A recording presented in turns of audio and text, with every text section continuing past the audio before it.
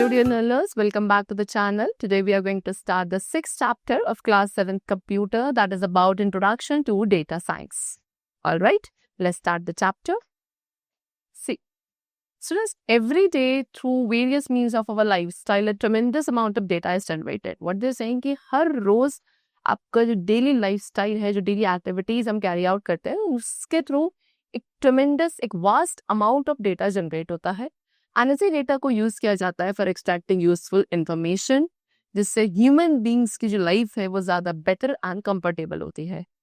Now, what are the sources of data? So, as I told you कि huge amount of data generate होता है continuously, ठीक है, through various data sources such as log files which are generated by customers using the mobile or web applications, ठीक है, online purchases, in-game player activities, social media posts, financial trading platforms, and communication between the smart appliances and the connected devices. So इन सभी different sources के through एक vast amount of data generate होता है and further जो data collect होता है various sources के through इन्हें tabular form में maintain किया जाता है data set generate करने के लिए. So they have discussed some main sources of data over here. Number one, we have online shopping. So हम सभी जो है काफ़ी सारी online shopping websites use करते हैं, purchase करते हैं products को on a regular basis.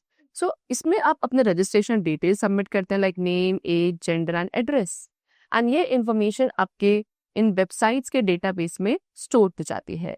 And इसी डेटा साइंस की हेल्प से जो वेबसाइट्स हैं वो इन्फॉर्मेशन को कलेक्ट करती हैं like what kind of products, किस टाइप के प्रोडक्ट्स आप नॉर्मली परचेज करते हो, आपका एवरेज बजट क्या है, ठीक है, किस टाइम पे आप शॉपिंग करते हैं. सो इन सभी इंफॉर्मेशन का यूज करके ये वेबसाइट्स आपको related products and offers recommend करना शुरू करती है.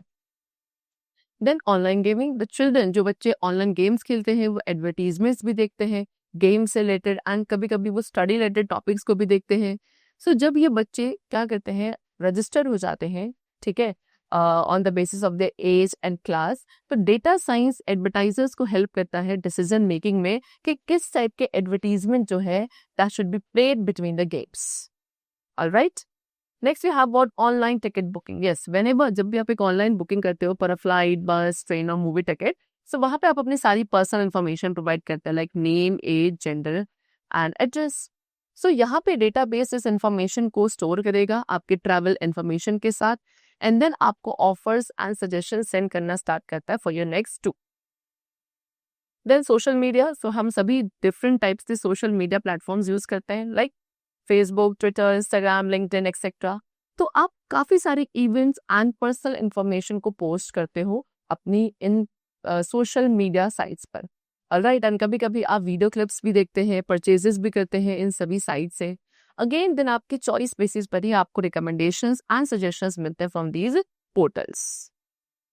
Alright, then we have online billing. See, you use an online platform. क्या करते हैं, आप एक ऑनलाइन प्लेटफॉर्म को यूज करते हैं जब आपको electricity bill, recharge, mobile phone, ठीक है, इलेक्ट्रिसिटी बिल पे करना है, मोबाइल फोन रिचार्ज करना है, व्हीकल्स फिलअप करने हैं फ्यूल से, बाय ग्रॉसरी या फिर variety of other household task if you want to do. So वो सभी टास्क के लिए जो पेमेंट आप करते हैं वो आप ऑनलाइन प्लेटफॉर्म से भी कर सकते हैं.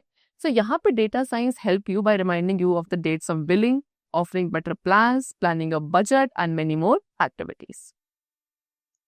Now, why data science? So, before discussing data science के concept को discuss करने से पहले, let us try to answer the following question. Number one, do you know how do the online shopping websites arrange products on a web page? ठीक है, online shopping websites एक web page पे products कैसे arrange करती हैं, कैसे वो offer send करती है जो आपके रिक्वायरमेंट्स एंड चॉइसेस पे बेस्ड होते हैं, ठीक है, how do they bundle gifts, how do they select products for the specific occasion like Diwali, Christmas etcetera, ठीक है, कैसे ट्रैवलिंग एजेंसीज ट्रैवलिंग ऑफर्स आपको सेंड करती हैं वेकेशन टाइम पर, एंड देन जीमेल कैसे आपको सजेशन प्रोवाइड करता है जब आप एक ईमेल टाइप करते हो. सो बेसिकली ये कंप्यूटर साइंस का फील्ड है जिसमें huge amount of complicated data use होता है, जिसे आप कभी कभी बिग डेटा भी बोलते हैं, सो दैट आपको यूजफुल इंफॉर्मेशन प्रोवाइड करी जाए. एंड इन सभी अफॉरमेंशन सिनारियोज में जो हिस्टोरिकल डेटा है उसको डेटा साइंस सॉफ्टवेयर के थ्रू स्टडी किया जाएगा एंड उस सॉफ्टवेयर एनालिसिस के हेल्प से जो चॉइसेस हैं यूजर्स की, उनके buying pattern, market requirements and सभी फैक्टर्स को रिकॉग्नाइज किया जाता है. तो व्हाट इज डेटा साइंस? तो डेटा साइंस एक इंटेलिजेंट डिसीजन मेकिंग प्रोसेस है with the help of historical data. ठीक है, इससे हम फ्यूचर का प्रेडिक्शन करते हैं एंड रिसोर्सेज को ऑप्टिमाइज कर सकते हैं। सो इन अदर वर्ड्स, आप डेटा साइंस को क्या कह सकते हो, एज अ डिसिप्लिन जो कि मैथमेटिकल मेथड्स को इनकॉर्पोरेट करता है यूजफुल इंफॉर्मेशन को एक्सट्रैक्ट करने के लिए from a large amount of data. So the insights की डेटा साइंस हेल्प करेगा ऑर्गेनाइजेशन को क्या करने में, ऑपरेशनल एफिशिएंसी को इंक्रीज करने में, uncover new business opportunities and also improve the marketing and sales efforts. Same thing is done in data science. ये चीज डेटा साइंस में भी होती है, हिस्टोरिकल डेटा को ऑब्जर्व करके with the help of mathematics and science and predictions किए जाते हैं फॉर द फ्यूचर। सो यहाँ पे जो इन्फॉर्मेशन आपको डेटा साइंस के थ्रू मिलती है उससे हमें हेल्प मिलती है डिसीजन मेकिंग के बहुत सारे डोमेन्स में and we could take better steps.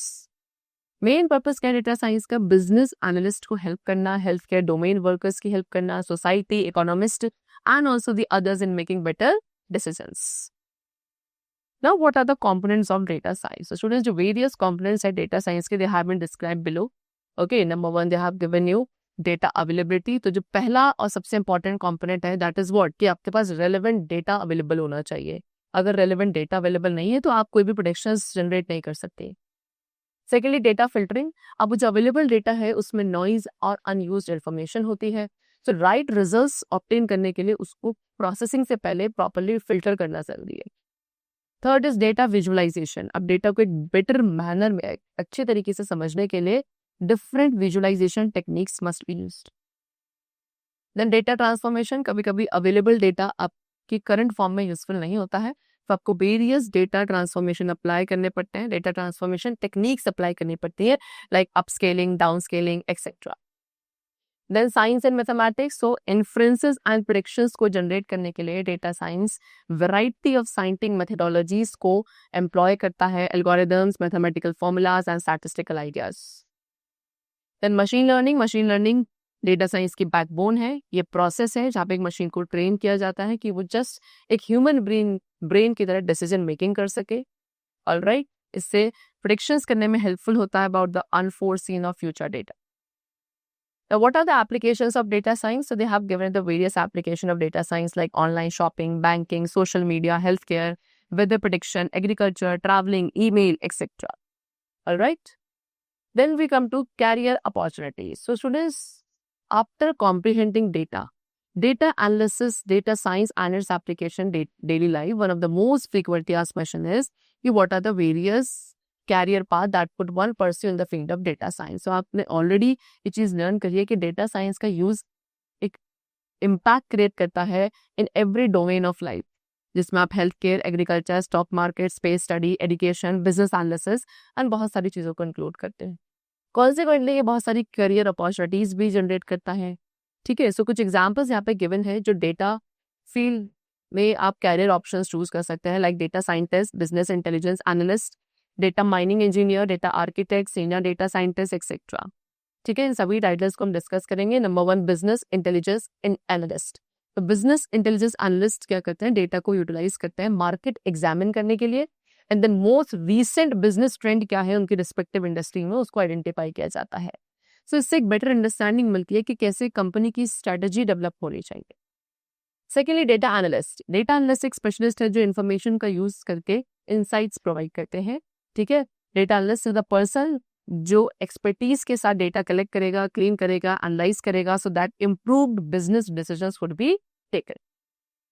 Data mining engineer is a person जो डेटा को केवल अपने खुद के बिजनेस के लिए स्टडी नहीं करता बल्कि बाकी के बिजनेस के लिए भी, अदर्स बिजनेस के लिए भी स्टडी करता है। उसके साथ साथ एक data mining engineer robust algorithm को डेवलप करेगा to aid in the subsequent analysis of the collected data. Then data architect users के साथ क्लोजली वर्क करते हैं, यूजर्स के साथ, सिस्टम डिजाइनर्स एंड डेवलपर्स के साथ, सो दैट एक ब्लूप्रिंट मिले डेटा मैनेजमेंट सिस्टम के लिए एंड उसी को यूज किया जाता है कंसोलिडेटिंग, इंटीग्रेटिंग और मेंटेनिंग द डेटा सोर्सेस को। डेटा साइंटिस्ट के पास रिस्पॉन्सिबिलिटी होती है कि वो एक लार्ज अमाउंट ऑफ स्ट्रक्चर्ड और अनस्ट्रक्चर्ड डेटा को हैंडल करते हैं। Data scientist is a person जो एक ह्यूज अमाउंट ऑफ डेटा को गैदर करेगा, एनालाइज करेगा। डेटा हैंडलिंग के लिए उसे डिफरेंट डेटा स्टोरेज यूज करना पड़ता है, data cleaning and data transformation methods को। सो डेटा साइंटिस्ट के प्रोफेशन में computer science, statistics and mathematics ये सभी अप्लाई होते हैं। ठीक है, डेटा साइंटिस्ट जो डेटा को कलेक्ट, इवेलुएट एंड मॉडल करता है, एंड देन जो आउटकम्स होते हैं उनको इंटरप्रेट किया जाता है सो दैट एक एक्शनेबल स्ट्रेटजी प्रोवाइड किया जाए for the businesses and organisations. Senior data scientist responsible हैं ऑर्गेनाइजेशन की फ्यूचर डिमांड को एंटिसिपेट करने के लिए, डिस्पाइट द फैक्ट कि वो डायरेक्टली डेटा कनेक्शन में इन्वॉल्व नहीं होते हैं, बट एक स्टिल बहुत इंपॉर्टेंट रोल प्ले करता है डेटा एनालिसिस में। सो उनके एक्सटेंसिव नॉलेज के बेसिस पे they may establish and develop new standards for assessing data. Now, what is the purpose of learning data science? So, data science is a method जहाँ पे आप data को analyse, model and deploy कर रहे हैं so that organisation को एक help मिले बेटर डिसीजन मेकिंग में। सो इससे क्या स्टूडेंट्स डेटा विजुअलाइज किया जाता है so that it will become understandable by the business stakeholders, ठीक है, and then future framework and trends create हो पाएंगे। सो डेटा साइंस इम्प्लीमेंटेशन एक रिक्वायरमेंट है आज के टाइम पर किसी भी ऑर्गेनाइजेशन के लिए जो ग्रो करने की कोशिश कर रही है। डेटा साइंस आपका यूजफुल है आंसर्स प्रोवाइड करने में to the different types of queries, जो आपको वेरियस ऑब्जेक्टिव्स अचीव करने में, बेटर डिसीजन मेकिंग में हेल्पफुल होगी। एंड इन क्वेश्चंस को हम कुछ कैटेगरीज में डिवाइड करते हैं, like number 1, what would be the class of the given item. So इस कैटेगरी में क्वेश्चन जो है वो आइटम की क्लास से रिलेटेड पूछा जाता है। फॉर एग्जाम्पल कि गिवन आइटम की क्लास क्या होगी, इधर ए और बी। फॉर एग्जाम्पल क्वेश्चन है कि will you go to the party today, so answer would be either yes और नो, राइट। सो इस कैटेगरी में आंसर जो है एक डेफिनेट फॉर्म में होता है। Some more examples have been given to you of this type of question, like whether the tea is cold or hot, whether it is an apple or a mango, whether it is a dog or cat, are you diabetic? So इन सभी types of question के answers के लिए classification algorithms का use होता है। Alright, what is classification? Classification is a method जिससे हम output को एक finite number of classes में classify करते हैं, and जो number of output classes होती है वो 2 और more than 2 हो सकती हैं। अगर नंबर ऑफ आउटपुट क्लासेस 2 है तो क्लासिफिकेशन को बाइनरी क्लासिफिकेशन कहा जाता है। इन द केस आपके पास मोर देन 2 क्लासेस है तो सब मल्टी क्लास क्लासिफिकेशन बनेंगे। Second is this an outlier. Outlier means एक ऑब्जेक्ट जिसके फीचर्स आपके सिमिलर नहीं होते हैं to those of other objects जो एक पर्टिकुलर ग्रुप में है। सपोज आपके पास एक बास्केट है जिसमें बहुत सारे रॉ एंड ग्रीन मैंगोज है, आपको एक राइप एंड येलो मैंगो मिल जाता है उसी बैग में, देन वो जो आपको येलो एंड राइप मैंगो मिला है वो एक आउटलायर होगा, बिकॉज उसके फीचर्स बाकी सारे मैंगो से बिल्कुल डिफरेंट है। राइट, तो कंसेप्ट क्या है आउटलायर का? इसी कंसेप्ट को आप एनोमली डिटेक्शन में यूज करते हैं। एनोमली मीन्स व्हाट, समथिंग जो कि नॉर्मल नहीं होता है या बाकी सभी ऑब्जेक्ट से डिफरेंट होता है in the same group. Alright, so normally data एक स्पेसिफाइड रेंज के अंदर होता है। कंसिडर दैट कि एक पर्सन है जो कंपनी में काम कर रहा है एंड 70,000 पर मंथ की सैलरी ले रहा है। सो अगर आपको एक ट्रांजेक्शन ऑब्जर्व करते हो जो 10 बिलियन की है इसके अकाउंट में, तो ये ट्रांजेक्शन एक एनोमली है, ठीक है, एंड ये ट्रांजेक्शन हो सकता है किसी फ्रॉड या साइबर अटैक की वजह से है। सो ये सभी तरीके की एनोमलीज को डिटेक्ट किया जाता है डेटा साइंस की हेल्प से। ऑलराइट, बैंकिंग सॉफ्टवेयर आपके रेगुलर ट्रांजेक्शन्स का ट्रैक रखता है एंड अगर कुछ भी अबनॉर्मल चीज वहां पे ऑब्जर्व की जाती है तो वो कस्टमर को नोटिफाई करेगा। एक अनएक्सपेक्टेड जो चेंज है डेटा पैटर्न में वो इंडिकेट करता है कि there is something abnormal. See, they have given you some more examples of anomaly detection. Like number 1, is the mail normal or spam? Is the seller genuine or not? Is the reading of the temperature normal? So, सभी types of questions के लिए anomaly detection algorithms का use होगा।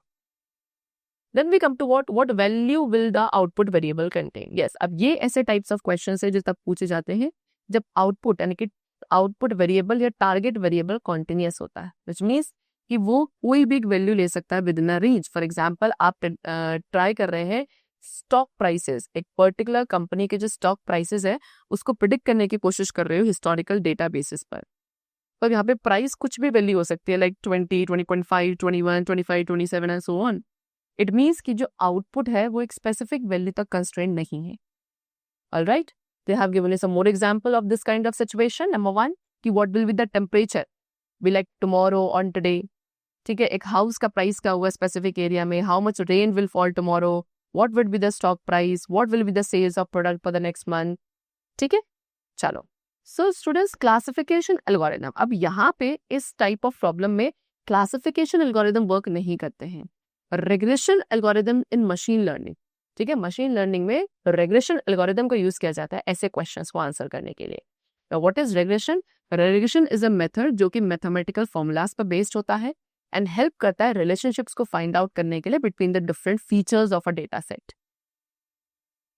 Next we come to what which technique should be used to group the data. Yes, अब कुछ applications में आपको output variables की नॉलेज नहीं है, आपको केवल फीचर्स पता है, तो ऐसे केस में डेटा को डिफरेंट ग्रुप्स क्रिएट करके सेपरेट किया जाता है जो कुछ पैरामीटर्स या फीचर के बेसिस पे होता है. फॉर एग्जाम्पल आप कंसिडर करोगे कि आपके पास एक बॉक्स है जहाँ पे मल्टीपल ऑब्जेक्ट्स है 3 शेप के, triangle, rectangle and circle. And if you ask, अगर आप एक 3 ईयर ओल्ड चाइल्ड को बोलते हो कि वो इन ऑब्जेक्ट्स को सेग्रीगेट करे, तो वो 3 ग्रुप्स बनाएगा, ठीक है, 1 for each shape. But he may not be aware, लेकिन हो सकता है कि उस बच्चे को उस ग्रुप और शेप्स के नेम्स ना पता हो. इट मीन्स कि वो डिफरेंट शेप्स के डिफरेंट टीचर्स होते हैं, इस बारे में अवेयर है, लेकिन उनके नेम्स जो हैं वो उसे अवेयर नहीं है. ऑलराइट, सो ऐसे काइंड ऑफ डेटा के लिए क्लस्टरिंग मेथड का यूज होता है. क्लस्टरिंग में ग्रुप्स बनाए जाते हैं फीचर सिमिलैरिटी के बेसिस पर. And the type of machine learning इस सिनेरियो में यूज होगी, आप बोलोगे अनसुपरवाइज मशीन लर्निंग. इस टेक्निक में आउटपुट और जो टारगेट वेरिएबल होता है that is not known. Alright, चलो next is how to decide the next step. Normally ये क्वेश्चन राइज होता है autonomous vehicle, robots and drones के केसेस में, बिकॉज यहाँ पे जो डिसीजन है वो डिपेंड करता है एक्सटर्नल एनवायरनमेंट पे. एवरी टाइम, हर बार उन्हें एक्सटर्नल वर्ल्ड के साथ वर्क करना पड़ता है. रीइंफोर्समेंट मशीन लर्निंग टेक्निक्स का यूज किया जाता है to solve these kind of problems. What is reinforcement learning? ये भी एक टाइप ऑफ मशीन लर्निंग है जिसमें लर्निंग रिवॉर्ड्स एंड पनिशमेंट के बेसिस पे होती है. Let us understand reinforcement learning with the help of an example. ठीक है, जैसे कि एक चाइल्ड है जिसे लोकेशन A टू B तक वॉक करना है, तो अगर वो राइट स्टेप्स लेता है लोकेशन B के टूवर्ड्स, तो उसे एक रिवॉर्ड मिलेगा एप्रिसिएशन के फॉर्म में. बट अगर उसके स्टेप्स राइट डायरेक्शन में नहीं है, यानी कि टूवर्ड्स पॉइंट B नहीं है, तो वो पनिशमेंट उसको मिलेगी, यानी कि ही विल बी लॉस्ट. ठीक है, सो इस रिवॉर्ड एंड पनिशमेंट बेसिस पे वो एक डिसीजन लेगा अपने हर एक नेक्स्ट स्टेप के लिए. Alright, that's the chapter completed over here, and I hope that you must have understood it very well. Now let's meet in the next session very soon. Then take care of yourself, keep learning very well, and thanks to all.